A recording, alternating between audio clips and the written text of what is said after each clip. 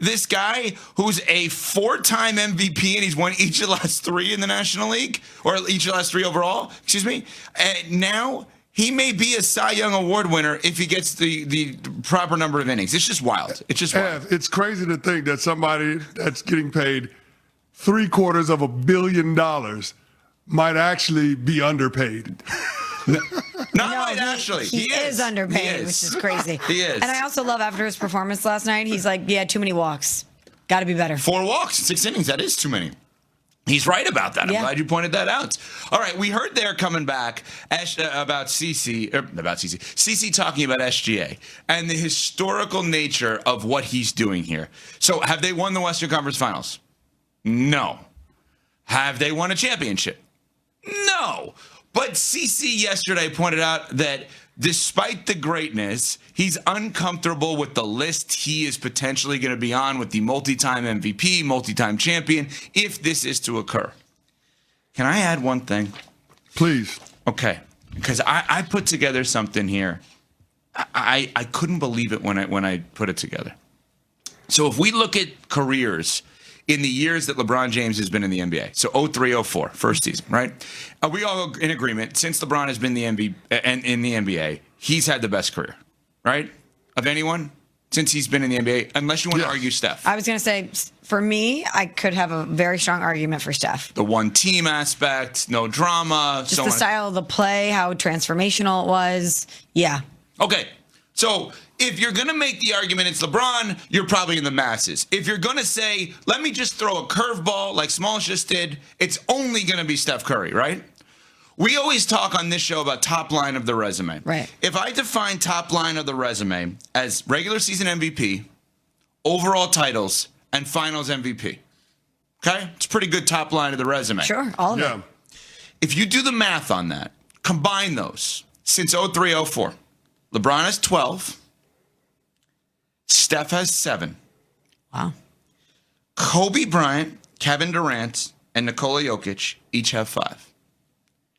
If SGA and the Thunder win the title this year, and he's the finals MVP, he would then have 6. He'd be numerically, top line of the resume, more accomplished in this era. Now, Kobe's obviously before that, so leave Kobe out. More accomplished than KD and Jokic. He'd be 3rd. Behind LeBron and Steph. But here's the thing, though, and I just want to acknowledge this, like, we have to give respect to LeBron James. I think he's the 2nd greatest player to ever lace him up. But when we start doing a compare and contrast with Steph Curry never won back-to-back championships as the best player on his team. When they went back-to-back, KD was finals MVP. SGA, if they finish the drill this postseason, you're talking about back-to-back championships. And this would be the first back-to-back champion since the Golden State Warriors did it in the late 2010s. We would be talking about back-to-back championships, back-to-back regular season MVPs, and potentially back-to-back finals MVPs. It's ridiculous. I don't know the last time that's been done. Probably Michael, I would guess, just off the top That's what of my I'm head. saying. So we start talking about total guess. best careers, and I understand what Steph Curry and LeBron James have done in totality, but when you look at what SGA has done over the last 2 years, you'd be hard-pressed to say that either LeBron or Steph has had a better run at any span during their careers. So if we're going to look at this era of basketball, if the Thunder are able to pull this off, which they have a long ways to go, right? They still got to beat Wemby tonight in Game 6 in San Antonio, coming off of Wemby having a terrible game for Wemby in Game 5, not speaking to the media, the NBA putting out the warning through Shams yesterday towards Wemby of you better talk, which I would actually be impressed with him if he didn't talk after a win tonight, if they're to win, because at least he's consistent. They have that to accomplish over the next 2 games, if it is 2 games. And then they have to beat the juggernaut New York Knicks, who literally don't lose at basketball in the playoffs. No, and they're clicking at a significant rate at the right time. And they're going to have like a month off in between here. And they're rested. Right, so any kind of OG Anunoby lingering injuries, in theory, will be better by then. But and the Thunder are banged up too. Yeah, the Thunder are really banged up. So AJ Mitchell's not playing. Add that to the narrative around Shea. No doubt. J-Dub's not playing. Caruso got banged up in the last game. But if they're able to pull this off, Is he the third best career? Can you say he has had the third best career of the LeBron/Steph era since 03-04? 888-SAY-ESPN, 888-729-3776. We want to get phone calls in on this.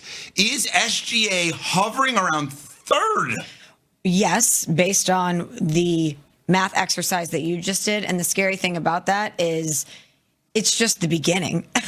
It's just the beginning. It doesn't feel like he or the Oklahoma City Thunder are going anywhere anytime soon, even as we're watching different teams and different players ascend on the same timeline. If they can do it this year, get past Wemby and get past the Knicks while they're depleted, after doing it last year, having a longer season, why would we think that that's going to slow down anytime soon? He could be just beginning what is ultimately an incredibly historic run. Yeah, I don't see SGA going anywhere. The trajectory for this team, if they can beat the Knicks in the finals, then all of a sudden we start throwing around the D word. We start comparing them to the all-time great dynasties. I think they're an all-time great team. And if they're an all-time great team and he's the best player, then we have to compare him to all of the greats. And I'll just say this, based on the style of play and based on the talent level relative to some of the names that are in the conversation that we've been talking about with multiple MVPs and multiple titles, it becomes a little uncomfortable for me. But the accolades, the accomplishments dictate him being in those conversations. But, Cece, the uncomfortable part of it is you growing up a Lakers fan, and still now, but looking at it and saying, how am I going to put him in the same conversation as Magic? Totally reasonable. You growing up a basketball fan and saying, I'm not putting him in the same conversation as Michael Jordan. I don't want to put him in the same conversation as Steph and LeBron, but he's there. Right, but that's so. And you're saying that definitively he would be the third best career in the LeBron era. No, I'm not saying definitively. What I'm saying is numerically, I just chose a way of analyzing. My whole point is you might be underselling it if he accomplishes what we think he can accomplish in the next 3 weeks. You might be underselling it. But I said before, if you talk about back-to-back regular season MVPs, back-to-back titles, back-to-back finals MVPs, throwing a scoring title in there, you could be talking about the best 2-year run that we've seen from any player since Jordan. But then why aren't we more excited about it? We love greatness. We love greatness in sports. Because of how it looks. It's simple smalls, the eye test. Aesthetically, it doesn't look good. Yeah. The entertainment value around how he plays, it just isn't there, right? It's similar to the conversations we were having about James Harden's game when he was at his peak with the Houston Rockets and won an MVP in 2018, right? We called James Harden a system unto himself. Mm-hmm. The guy was hunting fouls on his way to shooting threes and layups. Now, SGA has a dominant mid-range game, but the premise is still the same. Either I'm going to blow by you, I'm going to set up this mid-range J, or I'm going to get to the free throw line. Fans don't want to watch that. Fans don't want to watch him flop around every time he takes a jump shot.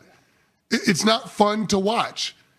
And so when we start talking about why are we not more excited about SGA being on the doorstep of greatness and potentially enshrining himself as an all-timer, the reason why is because it's not fun to watch.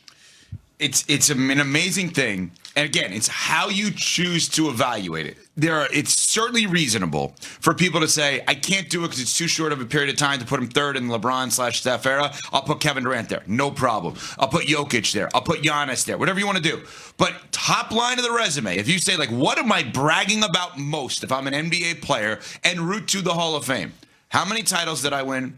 What did I do in those finals, winning MVP? Yeah. And how many 82-game sample sizes was I the best player in the NBA? And this guy, I know it's only over 2 years, but if they pull this off this year, he will have a total of 6, which is third to Steph and LeBron. Again, it's how you evaluate it. But that is a pretty enormous number to put on his resume.